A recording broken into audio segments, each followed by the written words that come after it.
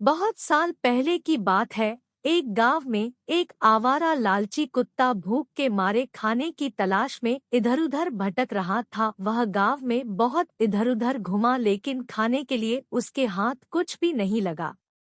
फिर घूमते घूमते वह एक कसाई के दुकान पर आ पहुंचा। वहां पर उसे हड्डी के साथ एक मांस का टुकड़ा पड़ा मिला।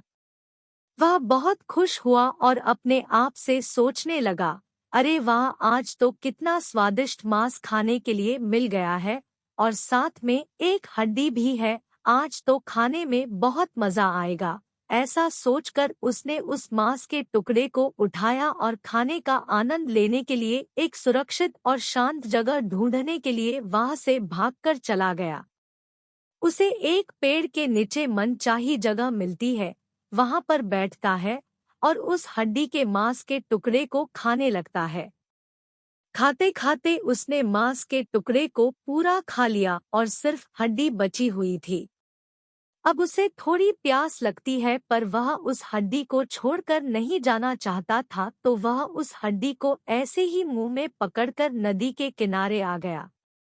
उस नदी पर इस पार से उस पार तक जाने के लिए एक पुल बना हुआ था। वह कुत्ता उस पुल पर आ गया और वह जैसे ही पानी को पीने के लिए नदी में झुका, तभी उसे नदी में उसकी खुद की परछाई दिखाई दी। पर उसे लगा पानी में कोई दूसरा कुत्ता अपने मुंह में हड्डी लिए बैठा है। उस पानी में अपनी खुद की परछाई को देखकर उसके मन में लालच आ गया और उसने उस हड्डी को भी पाने के लिए सोचा। लेकिन उसने जैसे ही उस परछाई से हड्डी छीनने के लिए अपना मुंह खोला, तैसे ही उसके मुंह से वह भी हड्डी पानी में गिर गई। जैसे ही हड्डी पानी में गिरा तो उसके गिरने की वजह से वह परछाई भी नष्ट हो गई, और तब उस कुत्ते को ध्यान आया कि दूसरी हड्डी हासिल करने की कोशिश में उसके पास जो हड्डी थी उसे भी खो दिया।